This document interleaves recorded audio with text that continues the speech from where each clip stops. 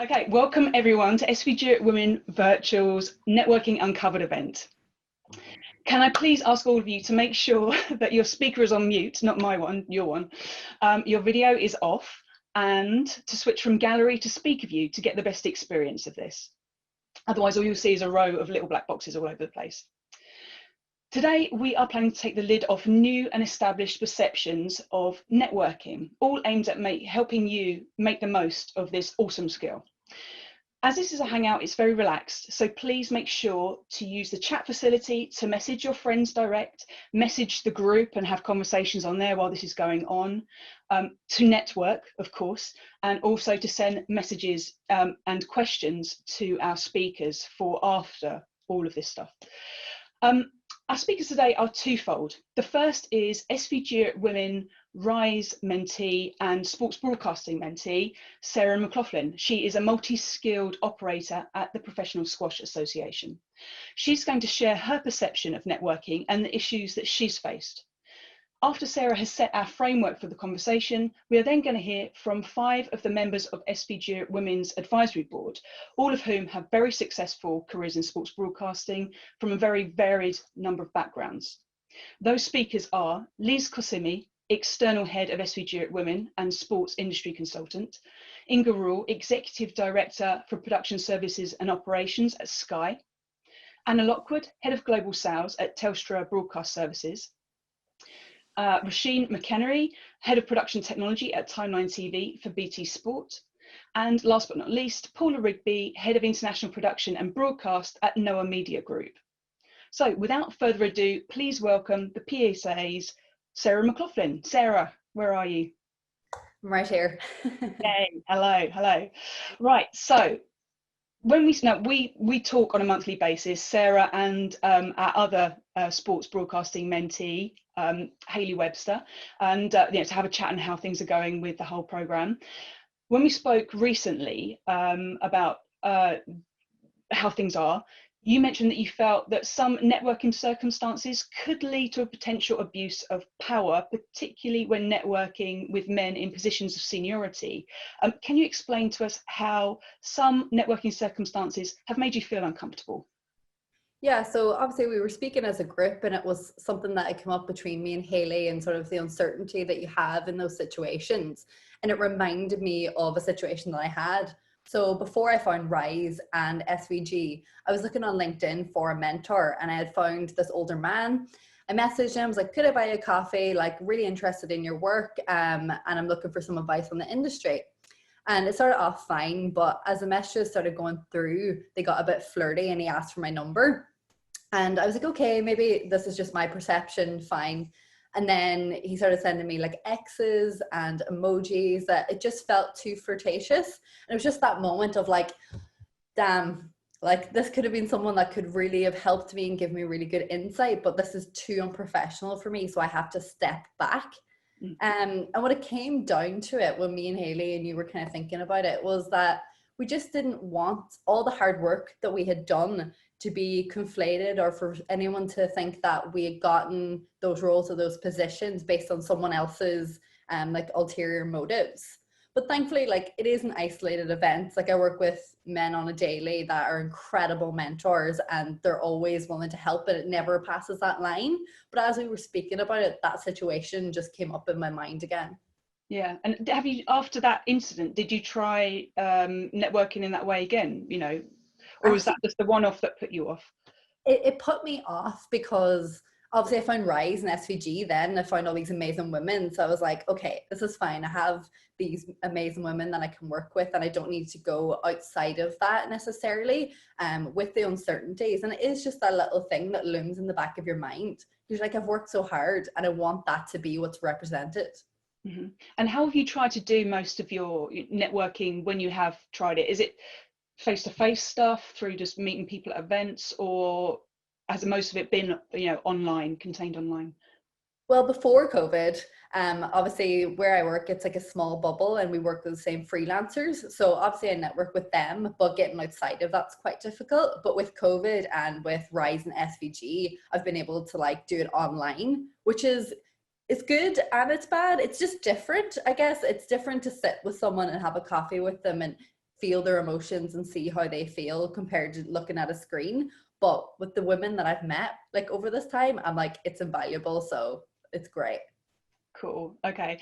And then when we spoke before, you also mentioned that if you were to network online and try and connect with people, say on LinkedIn, which is one area that I find really useful, you would feel like you're kind of bothering people or pestering them, and it was kind of a difficult situation. You didn't know really how to approach it. I mean, why is that, and how do you feel about that still?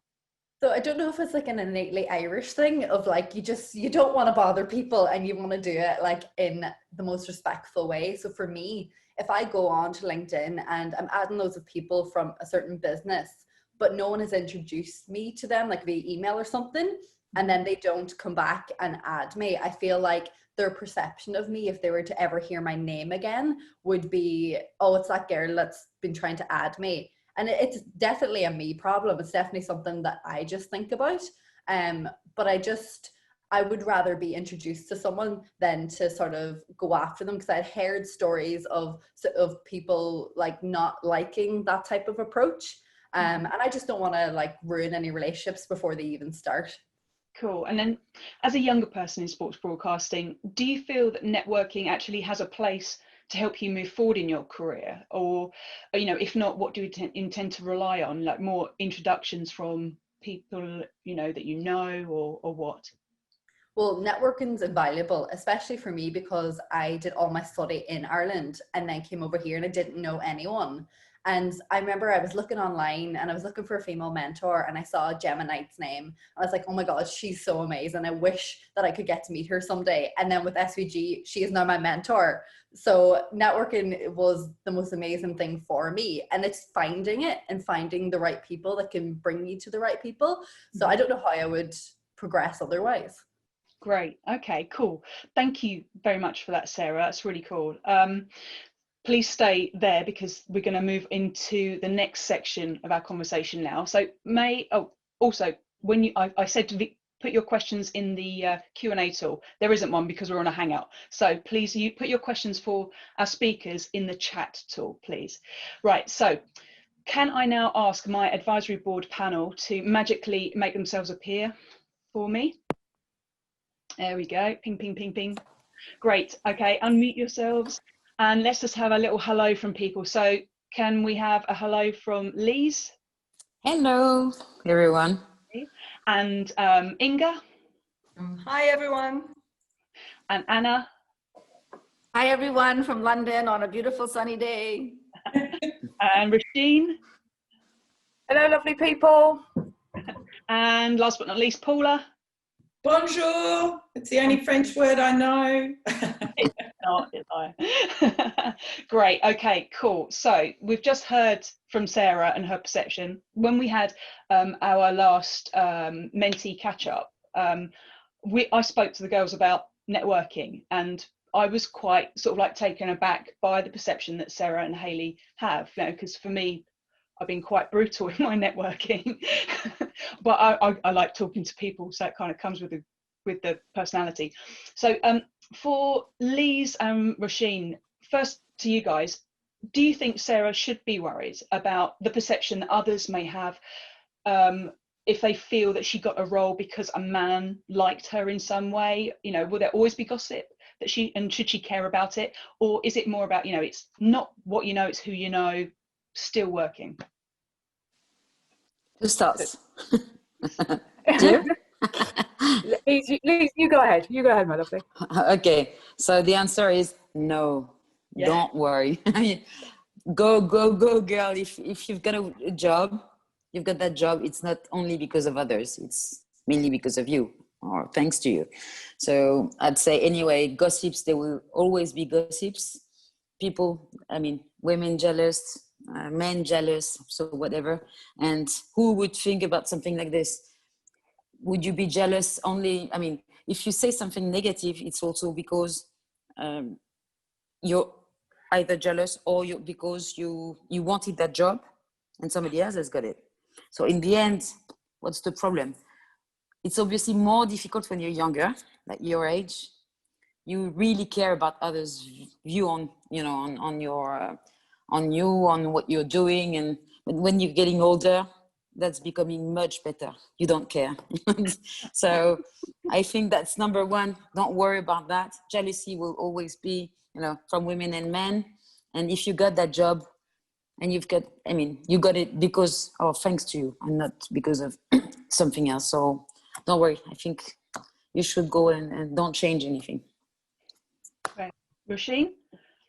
I completely agree. I mean, in all fairness, Sarah, I did what you did. I came over to London knowing no one, backpack, rocking on. And, it is really weird at the moment because it's much harder. And it was always hard, and it is always hard to walk up to somebody and say, hi, I'm such and such. But that's why groups like this are so important, because we have to have that kind of thing.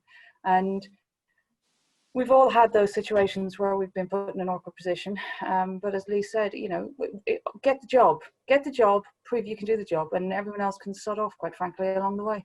I agree. If I may add also, would a man think about something like this? Would he wonder if he's got that job because, no. So if we can only start by thinking, you know what, I've got it, and I don't think like others, that's it. Don't worry. Men don't think like this. So we should stop thinking like this and being guilty, I think. Yeah. Right. I'll just add to that. I got some really good advice from an old stalwart in the sports broadcasting industry in Australia. When I moved to Athens after the Sydney Olympics, I came back, I think, to Australia a year later. And I said, all these people are saying negative things about me and so forth. And he said, listen, for all those 5 people that are going to say something negative, there's going to be about 50 that'll say something positive. So he said, just let it go, water off a duck's back. And I've stuck by that for the last 20 years. Yeah. Cool. Good advice, Paula. And next one, let's start with you, Paula, actually. Is there an issue of an imbalance of power when younger women or men are trying to network with senior men or women? I guess it depends on the way you do it. I was interested before when Sarah was talking about a cold call, so to speak, over LinkedIn. I think that can be challenging to anybody of any age. When you're doing a cold call to somebody, you can always get some weird responses. That's why networking is really important. You should, if you can, use your network in order to introduce you to the person that you want to speak to. And obviously the longer you're in the business, the easier it is, because your network is diverse, your network is global, or mine is global. So I can that's an awful word. I think I can reach out to somebody and say, do you know somebody in Czech Republic? There's a classic example at the moment. Do you know someone in the Czech Republic who's a camera person, who's a producer? Because that's what I need. I wouldn't necessarily do a cold call on LinkedIn. That just wouldn't be the way I would go about it. The other thing is, I think networking is also a bit of etiquette around it. I personally don't like someone who's pushy, and when I'm in a face-to-face situation, anybody that can't look me in the eye, I feel uncomfortable with. If somebody can't look you in the eye or is looking over your shoulder, seeing who else is in the room that they want to connect with, and they're using you in that scenario, that puts me off completely. So I think there's a bit of etiquette to networking. See it as, like you see with your friends, sometimes you don't connect with some people and others you do. So I don't think there's necessarily an imbalance, but just there's an etiquette to doing it well. Cool. Okay, and to Roisin now, imbalance of power or not? Well, I mean, the thing is, I think it's really difficult at the moment because we don't have those gatherings that we've had, which are fabulous and wonderful, and you don't have that opportunity to find out if somebody is looking around the room behind you, which is really unfortunate. And I'm with you, Paula, ignore them.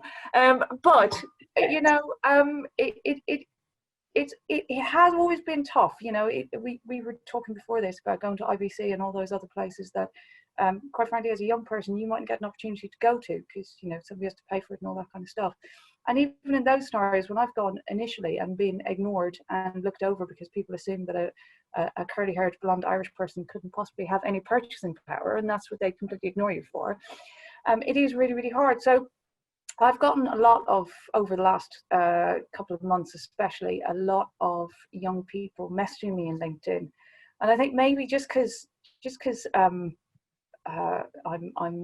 aged and like a young person to make me feel good, then I've been trying to respond to some of them quite, but it is like Paul, what you're saying is fundamentally the clear message to say, like, I'm a young person, I'm trying to connect to people within the industry, and just being very honest about it. Just there's no, you don't have to dress it up as anything else. Just be a completely honest person. And you know, I mean, I know Gemma, and I know she's quite a feisty, wonderful person. So I'm sure she's giving you pretty similar advice to say, you know, you do have to go for it, and you do have to push yourself forward. And I think, to be honest with you, for a lot of the jobs in the TV industry, if you're not that kind of personality, you're going to struggle anyway. Because you do have to battle forth. It is, I mean, I work in the sports industry, it's still quite male dominated. And like 80% of my staff are male. So you do have to kind of push yourself and do what Lise said earlier. Don't not think like a girl, because that's awful, because we are wonderful people and beings, but don't apologize all the time for pushing yourself forward. And if that's what it takes in a modern age, then do whatever it takes. But yeah, follow the etiquette of loveliness. Yeah. Great advice, Roisin. Anna, before we go to Lise, Anna, you had your hand up? Yeah, I mean, I think one thing that's very different about the last few years in the industry is the changing hierarchy around age. Certainly when you look at startups and some of the new tech companies, there are leaders and senior people who are sometimes shockingly young and sometimes surprisingly and lovely elders who are, you know, in various stages of their power within an organization. And I have been caught out by this unconscious bias with age, thinking, oh, you know, that person just can't be old enough to be a CEO, or, you know, I discount men and women very young because I think, oh, you know, they don't fit my perception of hierarchy. And I've really had to think very differently about that, especially since we've been working with a lot of startups, new tech companies, sports tech companies, and you don't know who walks in the room. They could be the CEO or not. And I think that that changes a little bit in your favor, that young woman, older man dynamic, because it's not just the older men now who are in those positions of power. So it's still complicated to navigate that. And I certainly don't discount that for any young, beautiful woman or man going through the industry. But I do think that I have seen a marked shift in my career around the power balance of age and also male female. So I just wanted to add that. Thanks, Anna. And to Lise? Well, if we're honest, I mean, whether men or women, normally, I would say in this life, they would be parents. So if they are senior, it means they are already older. So normally they should be in a mind state that they would like to help younger generation because they've got kids or brothers or sisters or whatever. So that's first thing. And secondly, I think with our generation and older, the fact that we all think you're younger and you're a digital generation, from somebody with the same age like me, maybe they would think, she doesn't know how to behave. But with you, they would say, oh, they're young. Anyway, they're trying to contact me. So you're already excused somewhat. And if we're really bluntly honest, how do we do now?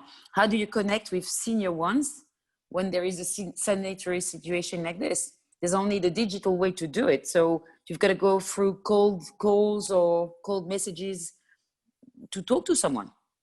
So yeah, I agree. Okay, so to networking, why should we bother with networking? You know, does it actually have a place in society today? It used to be the way we did things, but now we have so many other ways to kind of connect with people and stay in touch with people. Let's go to Anna first. Yeah, I mean, I think about networking in sort of various concentric circles. There's the physical networking, but there's also building a network within your company, building a network within, people that you meet in real life and have engagement with. And then there's also building the social network or the professional network that could be around communities of interest or things that you're learning about. So when I think about myself inside Telstra, we've got, a wonderful internal women's network called Brilliant Connected Women of Telstra. And that has been very powerful and exciting for me to build my internal network of women inside my company. Then, of course, I have my industry bodies and my peer groups and the networks that I've built, over many years in the industry.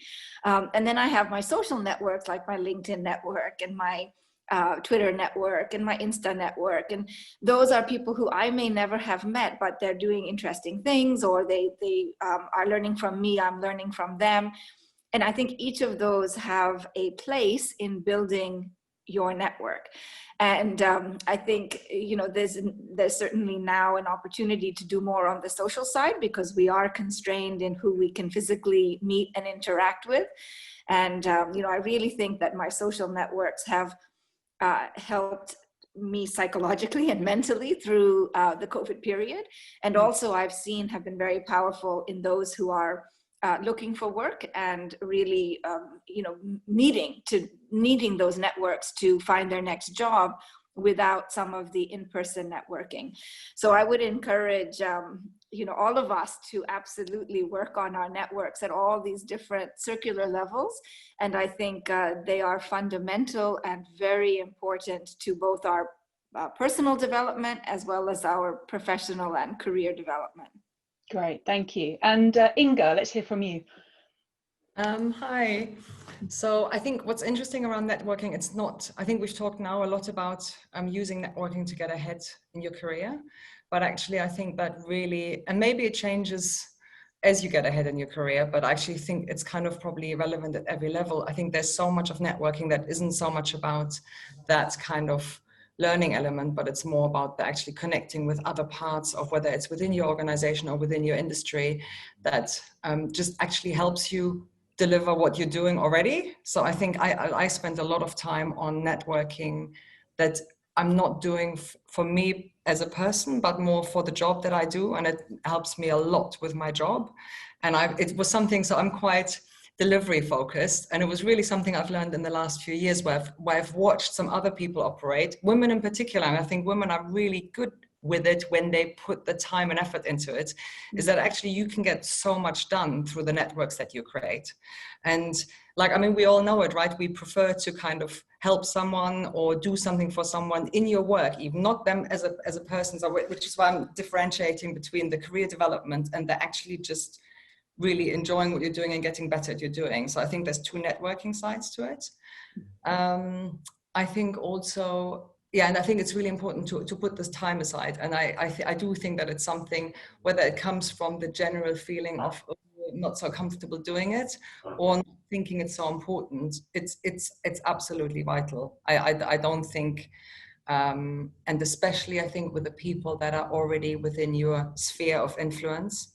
So I think there's one thing of the kind of the cold calling, but for me, I think networking has always been much more about, okay, I've either connected with someone or I know of someone or I've actually worked with someone, but then to keeping up that connection and staying connected, I think that's really effective because you already have some kind of build. So I was also going to just say something about the LinkedIn. I think the other thing that's interesting on LinkedIn or social networks is you don't know, especially if you don't know the other person very well, you don't know how they use it. So one thing I found definitely, and actually during the pandemic, it's been even worse, is that I don't actually use LinkedIn much. And I get messages and I feel really bad when I don't reply, but sometimes I see them months later because I just haven't even looked at them. And so someone might send me a message and they might think I'm actively ignoring them, but I'm actually really not. And it's not a personal thing. So I think that's the one thing. So if you're doing cold calling, don't take the non-response as something personal, because it might just be that the other person hasn't even seen it or is crazy busy with bringing the Premier League back or whatever it is that they're doing at the moment. So I that's the one thing is that, and I think one more thing I wanted to also say, it's not actually just to that question, but what I found, I was really interesting hearing what Sarah was saying, because it made me reflect. And I have to say, whenever I did networking that was really specifically targeted at career progression, I actually only ever did it with, like, successfully with women. And there was definitely times when I thought, wow, I really, and I think when you find a woman where you're going, actually, and I think what Sarah was saying about Gemma probably, where you go, actually, I really want to connect, not just because it could be good, but actually because I like the person, or because there's already some connection, or it makes it much more, and it's much easier, because I think also if you're in a position where you can help people, everyone likes helping people, right? No one is not going to want to do that, but you kind of need to find the right angle. So ideally, if you've already heard about the person and they've already got you've heard good things, it's much easier than someone that you've never heard anything about or that you don't know at all. So now I'm kind of jumping across, but it was just, as you were all talking, there were so many things I thought, oh, when I get a chance. Thank you, Inga. Thank you. Let's just go to Lise, and then we'll go to. If I may, I think it's not only. So the question was, is it important to network? It's not only yes or no. It's yes, and secondly, there is something that you have to do. If you really want to achieve it perfectly, you have to have an internal sponsor and an external mentor. Okay, so to go through your company, you find somebody, men or women, who help you go through the ladder, understand, and then outside you find the mentor who is helping you having a different approach to life, to the industry, to the way you think. And then with these two visions, you should be able to achieve with time and go through the glass ceiling. Thanks. Sorry. Roisin? The only thing I was going to say, it's interesting because I kind of read the question, and when I was young, I would always think of networking as that kind of career progression thing. But as kind of Inga was saying, as I've gotten older and I've used it, because I'm fundamentally an engineer, it's such a time saver to talk to other people about how they're doing stuff, and it's not. We're one of those industries across the board where on the one hand, we're like, oh God, BT Sport can't talk to Sky about their next latest exciting innovation. But I used to work there, so I know all the engineers. So absolutely, I'm on the phone going, have you tried this box? Have you tried that box? And whilst that's not career progression, what that is that builds up another community of people who say to each other, oh, I'm doing this and I'm doing that, and have you tried this? And it's brilliant because it makes us all move forward. It makes us all up our game, and it makes us all just get better at what we're doing, which I think is what Inga was kind of referring to. It's not just about getting another job. It's about getting better at what you do. And if there happens to be drinks in a pub in normal times afterwards, well, that's just an added bonus. It's all good. Great. And then the next one is just to kind of really summarize what we've just gone through up to this point. What are the benefits of networking well? So what are the concrete benefits? Inga? Well, I think I probably said quite a bit of it already. I think it makes you better at your job. It makes other people be aware of you, because people might just not know you. And also people will, maybe they know a bit of you, but they will forget. I think it's essential. It's totally essential, but I think maybe it's about reframing what you actually call networking. And because what Roisin was just saying, it is actually about that connecting. That is networking as well, because it means all these people, all these engineers she's connecting, she's staying in their mind, and they also go, oh yeah, she knows what she's talking about. So although she isn't doing it for career progression, it actually probably also helps there, because if she ever, and so I think therefore networking isn't just about reaching out and trying to find people who can help you with a career. Networking is about creating that kind of interaction with other people. And I actually think that if you're not trying to kind of actually achieve anything with it, apart from having that exchange of ideas and connecting with people, that is where it really becomes valuable. So I think it's an essential part. And I think if anyone on the call is feeling like, oh, but I never have time. So I used to always go, I don't have time for this. I don't have time to have coffees with people because I've got so much to do. And I proactively now, and I really have to remind myself quite often, make time for it, to put coffees in with people where I'm going. And I have to admit, I do it more with women than with men, just because I really like working with other women. So I try to find them, and especially, and Sky is quite insular, so we have so much going on here. So I actually do a lot of my networking now within Sky, but with other departments. And then I kind of go, oh, where's a really good woman that I want to connect with? Cool, thanks. And now to Paula. Yes, well, I reiterate all those responses from the other ladies. I think networking is essential, and it's essential because we can't do this on our own, really. We need each other to be able to either give us that push that we need to go forward, or to just bounce an idea off. So I don't see networking as manipulative or as a dirty word. I think it's absolutely essential for all of us. And it can be difficult when you're younger.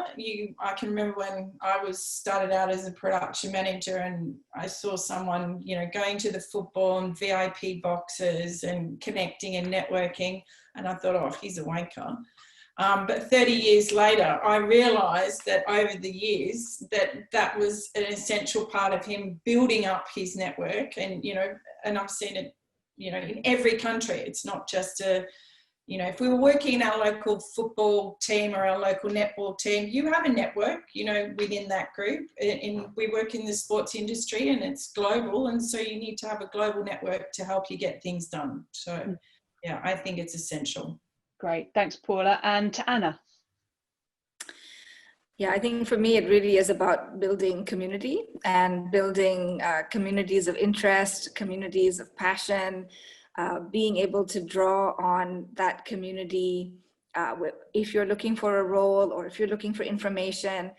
And again, as I go through my career, it becomes more about paying it forward and what can I give back to my network and contribute to the network, not just, what can I get from my network.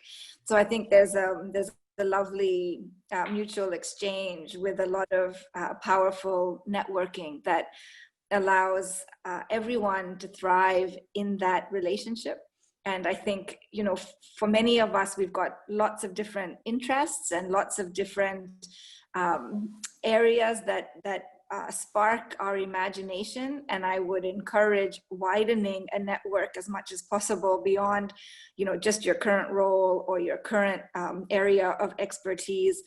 Because often the thing that gets you, another introduction or a new role or a new opportunity comes a little bit from left field. It may not be the traditional step 1, step 2, step 3 anymore. It's far more around lateral networks and, just those kind of crazy coincidences, which actually are not coincidences, which networks, I think, can really help and support.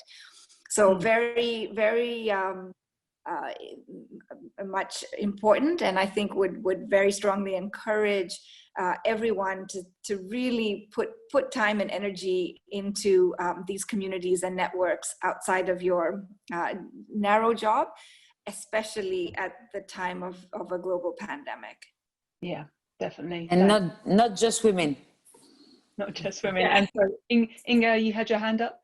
I just wanted to wholeheartedly agree with what Anna just said about it is like the more it becomes a two-way street, and it isn't just about what can they give me, and I guess also therefore proactively, if there's someone you want to connect with, which is maybe a new person or so, to actually think about what is it that they might need, or what can I offer to them, so it becomes this real exchange. Mm-hmm. Without it being too transactional. I don't think it's about transactional. It's just like, as I said before, people like helping other people, and also people like kind of passing on their experience. But yeah, I think the more it becomes a proper relationship, what's what's the English word? Reciprocal? No. Reciprocity. Yes, definitely, I agree with that. Now this is a bit more controversial. So there is a perception, and I picked this up from Sarah and Hayley when we spoke last or a few weeks ago. There's a perception that networking is perhaps deceitful or manipulative, as you're trying to connect with and charm people in order to move along a certain path or to extract information from them or something. So this links into like turn it into a more of a reciprocal relationship. But how do you guys feel about that idea? Let's go back to Inga. No, I don't. I actually don't know what to say apart from I don't feel like that at all. I think it's just part of work. It's part of we're social beings. And networking with others is part of that, and therefore it becomes part of work as well. And I think if people are genuinely more manipulative individuals, they will use networking in a certain way. But I think networking itself is actually it's just part of the job. Yeah. I also think back to the beginning, very much at the beginning, there would never ever be a man in this world who would think that if they're networking with another man or another woman, that they would be doing something deceitful. I don't know. I think we've got a few men on the call I've seen, so they could clarify.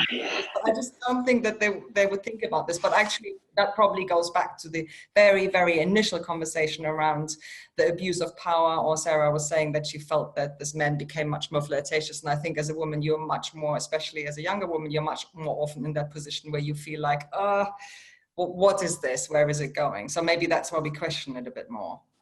Yeah, sure, definitely. Lise, what do you think? Yeah, same.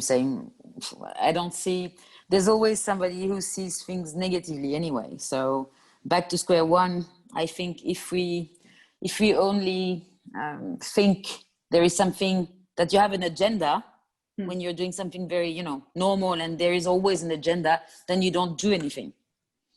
So at least we start and we see where it goes, no? Yeah.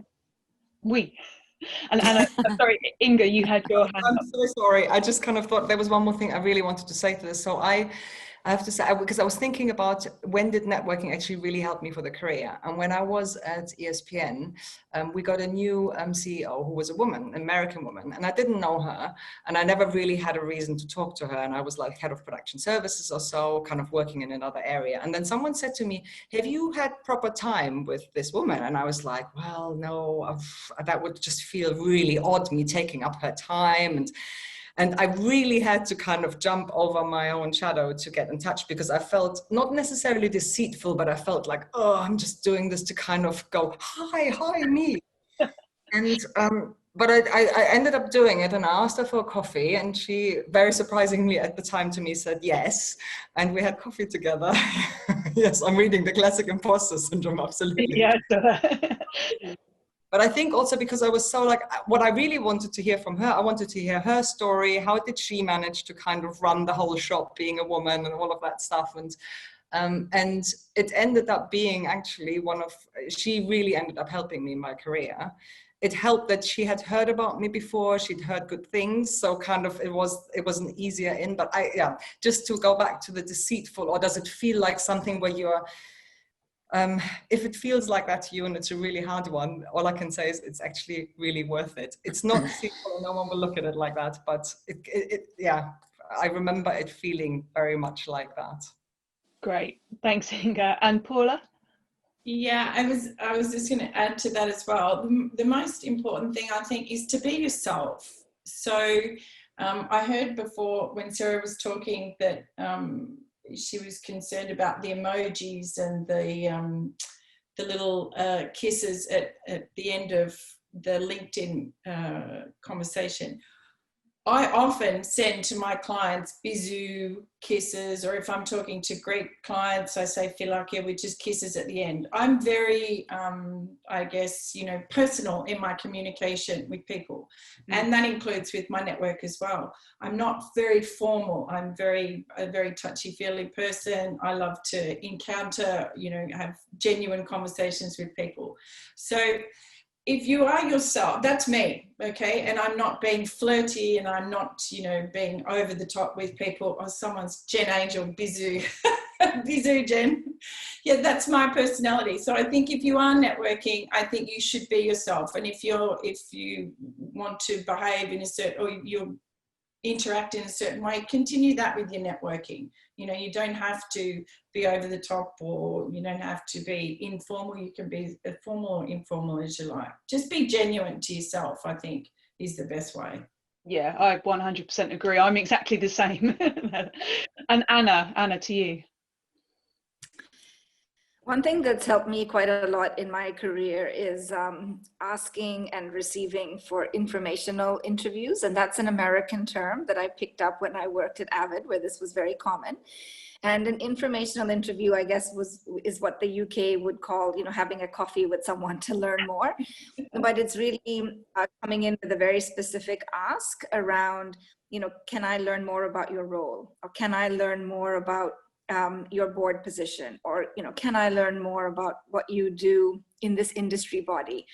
And it's not really coming in with an ask for a job, or, you know, an ask for something which is difficult for them to give. It's just saying, you know, can I have half an hour of your time? I'd love to learn more about what you do in XYZ position. And I have found that everybody is so willing to give. You know, if it's positioned in that informal way where you're a curious person, really respecting them and their contributions to the job or the industry, you can learn so much about, you know, how did they get to where they got to, what are their joys and challenges in the role, what are they looking for a board position. So in many times when I've had a big career choice or a big pivot in my life, which has happened more than once, I've gone to people in my network to say, can I have an informational interview with you around this topic? And no one has ever said no.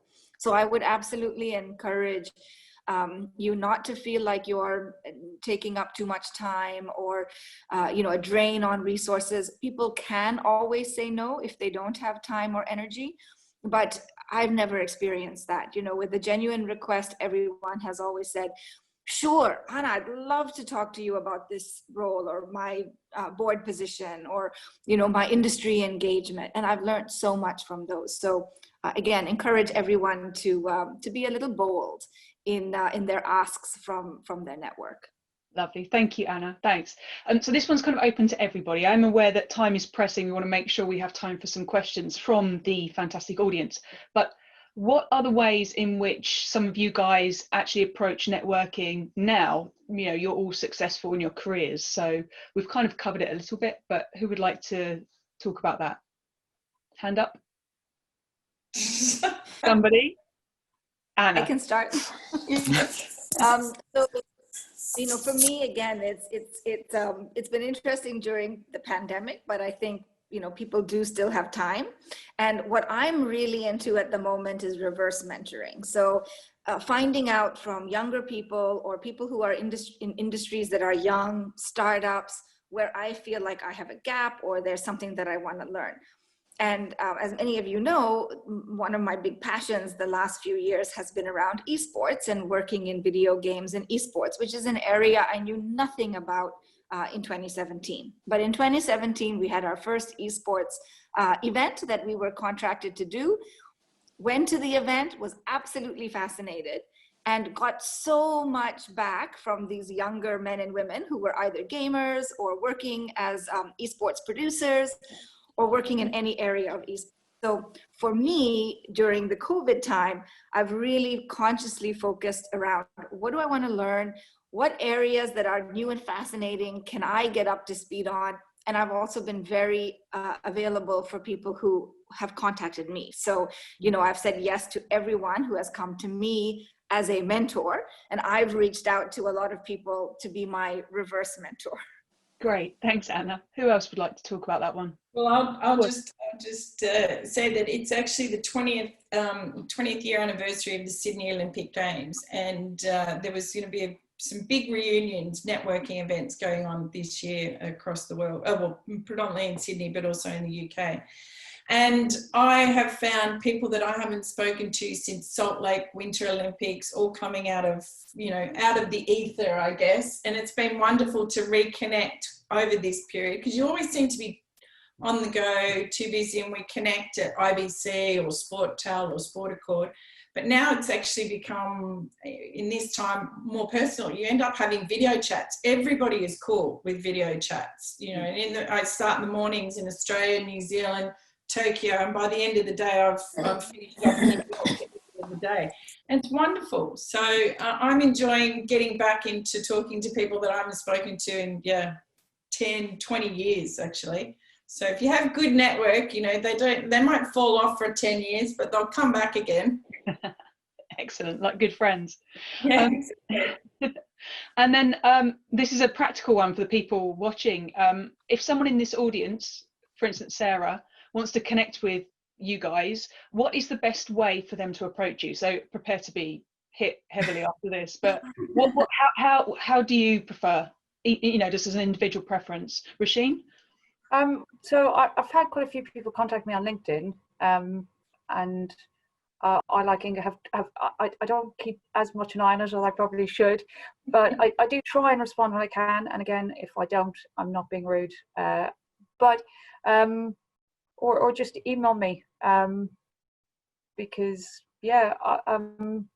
we're all desperately trying to help people. We have a graduate scheme as well, and we're really worried that we're not going to be able to successfully implement that next year. And there's lots of concerns that we have about what we're going to do over the next couple of years with the young people, because, you know, just the practical thing of bringing someone on site to do work experience, you know, that's like 18-year-old type person, it's really difficult. So we're desperately trying to figure out ways of doing that, not as quickly as we'd like, but we are trying to work on it. So if anybody's got any ideas, send them forth. But yeah, I mean, LinkedIn, email, and yeah, if you don't get a response, just send another one. I think most people have realised that I'm not exactly the softest person in the world, so I won't take a person. I don't care really, and and hopefully I will try and respond as quickly as I can. But right. I think everybody is trying to think about our young people, because otherwise, in the most selfish way, we're going to be screwed in a year's time if we don't have that influx of young people coming into our industry. Mm-hmm, definitely. Anna, how do you prefer to be contacted? I think people typically get me on social media, and of course also happy to share my email with anyone in the SVG community. I think with social, it's interesting how accessible executives are now. That could be a good thing or a bad thing, but you know, our CEO Andy Penn is always responding to things on Twitter, you know, very active in the social community. He's so much more accessible than he would have been 5 years ago. And so I think, you know, for me to get in touch with execs who I sometimes just can't get into in any other way, their EAs, maybe they don't even have an EA anymore, because that role seems to be vanishing with execs across the board. So trying to get into people can often be successful on social. And I think that works for myself as well. And then, you know, because we are an SVG community, which is such a strong and wonderful community, very available through this community. If anyone on the call or, you know, who's watching this recording later on wants to reach out, please do so. Lovely, cool. And Lise? How do I prefer? I receive many contacts on LinkedIn in general. And what I propose is that we decide together a date and a time, and I prefer to have a video call, because I think when you don't know someone, it's really difficult. You know, the first chat is difficult if we don't see each other. You just need to learn from that person. So it's easier to have a video call on Zoom or whatever, and yeah, talk and learn. And in general, these young people, when they contact me, they already have their questions. So we're going through that, and we start to learn from each other, and then we start from there. But yeah, normally I'd say, get organized on a proper agenda, so that I am available, because it takes time. You have to, if you agree to help someone, then you have to take the time, or you don't. That's the way I think. So sure. Yeah, definitely. LinkedIn, I think, is the easiest for all. LinkedIn is good. Yeah, cool. And Inga? Email. for me, definitely better email. And I think also specific, as in why. Why me? What's the connection? What's the, because yeah, I'm not that good with LinkedIn, just because I go on it really infrequently. And it's been, I found, I mean, for us, lockdown has been incredibly busy. So I have to be quite frugal with my time.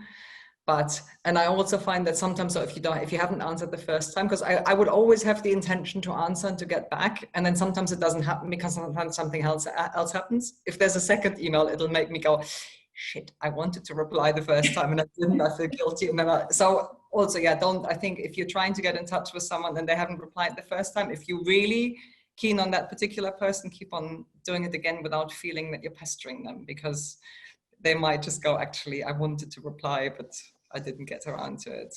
Yeah, right. I feel really bad saying this about LinkedIn and that I don't reply to everyone, because I go like, oh, this is terrible. Pressure.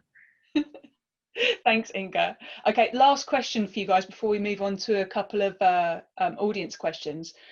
What are your top tips for successful networking, face-to-face or online? You're allowed to give 2 each and keep it very brief so we can get to these questions. Let's go with Anna first. A genuine and compelling ask or specific reason to meet. And then this community of interest. If you're interested in what I'm interested in, I'm always happy to talk to you. Lovely. Thank you. And Roisin? I think exactly what Anna said. I think be specific about what you want. It makes our lives easier. And also sometimes if we direct you to someone else who might be more appropriate to talk to, that's not a slight. That's just a, you know, go talk to this person. They're much wiser than me. Thank you. And Paula? I think don't be afraid. Don't be afraid to reach out, and don't be afraid, as Inga was saying before, if you don't get a response straight away, it's generally because people are busy. It's not because they're ignoring you. So if you're a young person, don't be afraid. Don't worry if you don't get a response straight away. Keep trying, and yes, definitely be specific about what you're looking for. Great. And Inga? I guess this is about the specificness, create that connection. Why? And I think more than that, also rather than a lot of the cold calling, look around your existing network and maybe deepen the connections with people that you already have. I think that actually works quite often, is much stronger, much more powerful in giving you things, especially, in giving some of the things that you might be looking for. Yeah, definitely. And last but not least, Lise, your top tips. Be clear. Be clear. What do you want? Come with your questions. Come with your questions. I'm available, but come with your questions. Let's see where we're going and if I can help you or not. And again, if I can't, then I will try my best to connect you with someone else who can help you better. Excellent. Yeah, I just saw a message from James at Sky, James Clement, saying if you use LinkedIn, make it personal and relevant. The generic phishing connections are easy to ignore, which is exactly what you guys are saying as well. So thank you for that. That was absolutely fantastic. So we've got some questions from the audience for you now. So this one here, first impressions count. Does the panel have suggestions for suitable opening gambits that can be used when introducing yourself at a networking event, or as you've all been saying, you know, online when you're introducing yourself? Mine is don't ever come into a group or start a conversation, especially if you're under 30, with "in my experience," because generally, I'm sorry, that's my number one tip, because you will get the response that the panel has just had, and I'm sure they've heard it many times before. It does make me laugh when young people say that, "in my experience." So that's my tip. Cool. Anyone else? No? Okay, that's cool. I like that one. That was funny anyway. How do you differentiate when you want to network with someone interesting, but at the same time you're looking for a job or an opportunity, or to pitch your latest gig idea? Who wants to take that one? Inga? Well, I think you probably, the interesting bit, or you have this connection, or you connect with people because it's interesting. And I think then, I think it's really hard to cold connect with someone because you want a job. I have to say, because that feels super transactional, and it just feels like, well, there's a process, you can go through the process if you want the job. Why are you reaching out to me as well? Unless there is already an existing connection. So I guess the only thing is, if you are looking for, I don't know, do you want to kind of, if you are really just connecting with someone because you want to find a job, you should probably be upfront about it. But yeah, as I just said, I'm not sure that's actually very effective on a cold connect. Great, cool, thank you. And another question. I was always told that the best way to network is to think about what you can do for the other person rather than what they can do for you. Is that good advice, and why? John F. Kennedy.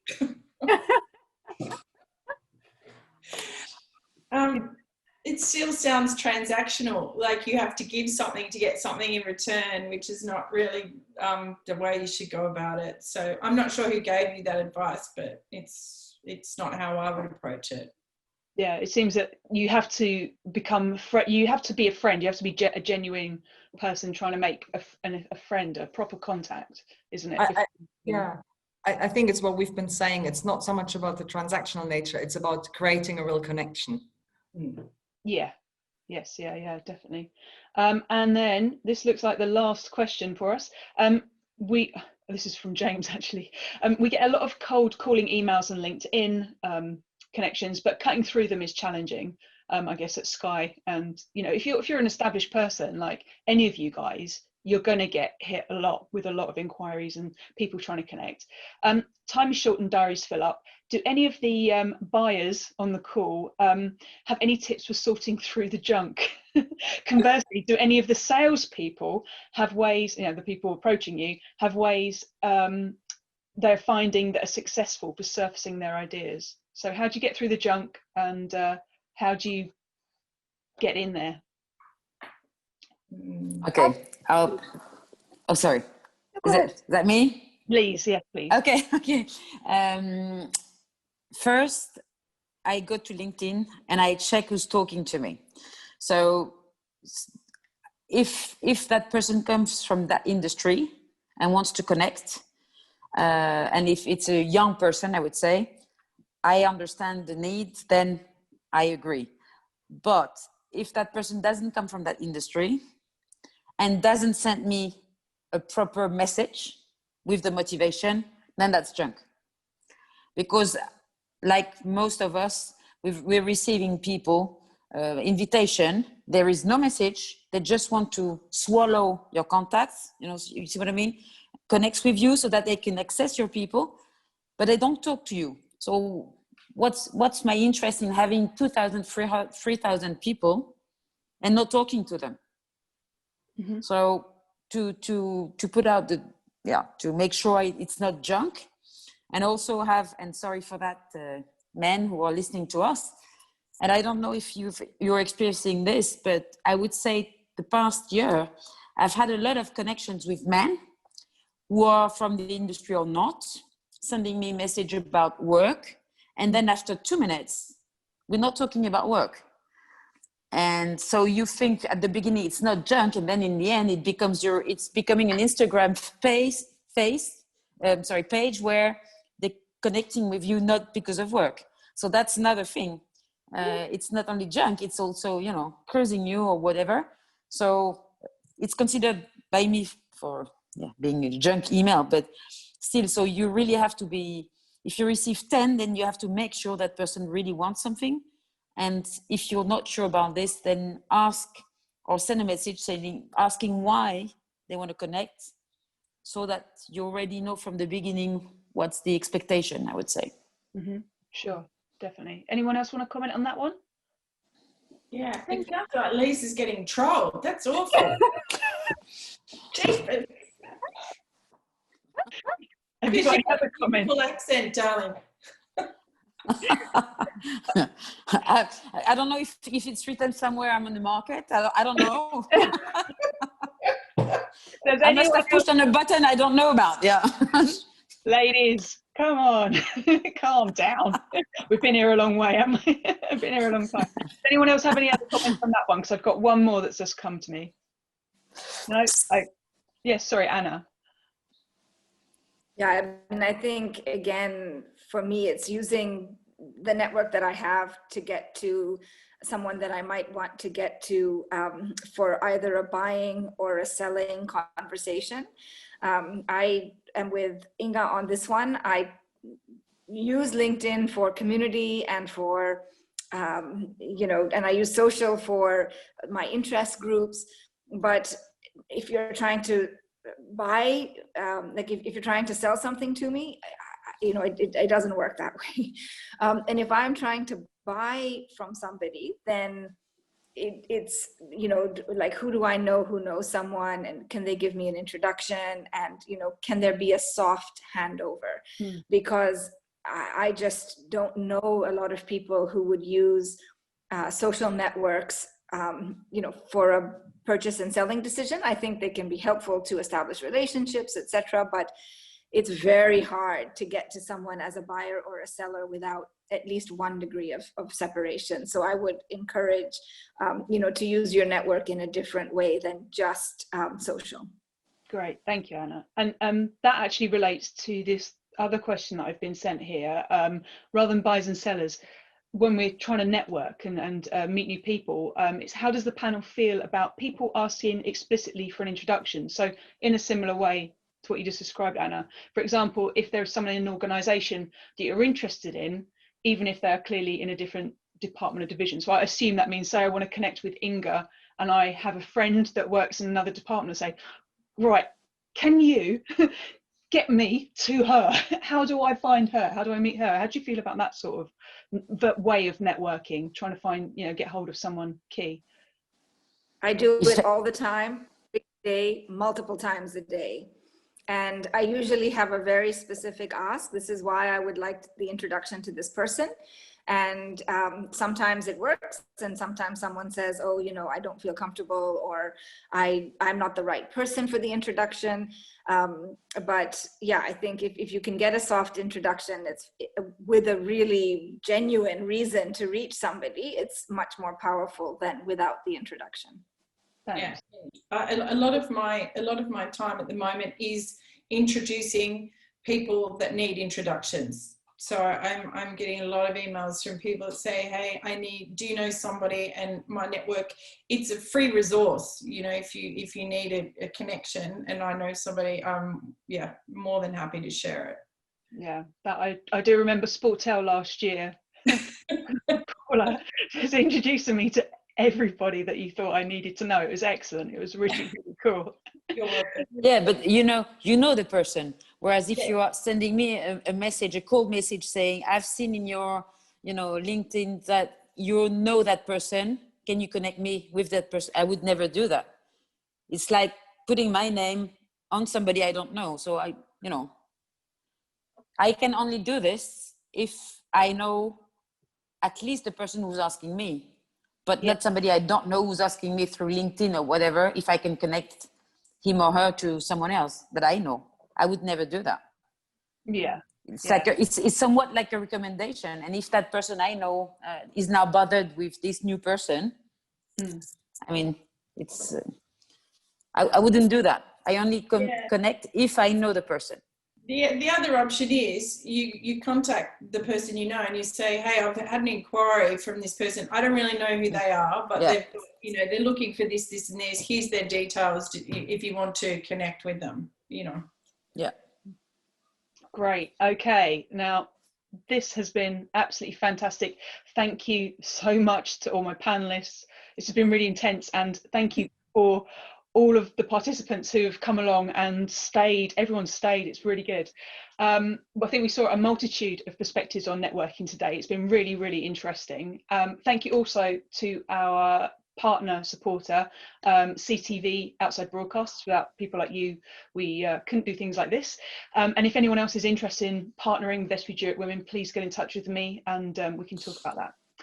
Networking is one of the great philosophies behind SVG Europe Women, of course. That's why we have all these great events and stuff like that. This is about enabling the women in sports broadcasting to be part of a forum through which you guys can connect, make alliances and make friends, find that next career move, and to feel part of something, a strong, supportive network. Personally, I think networking is an amazing skill. As the ladies have said today, it's all about just being genuine, being confident, and being enthusiastic. People love enthusiasm. And those contacts can eventually turn into great friends as well.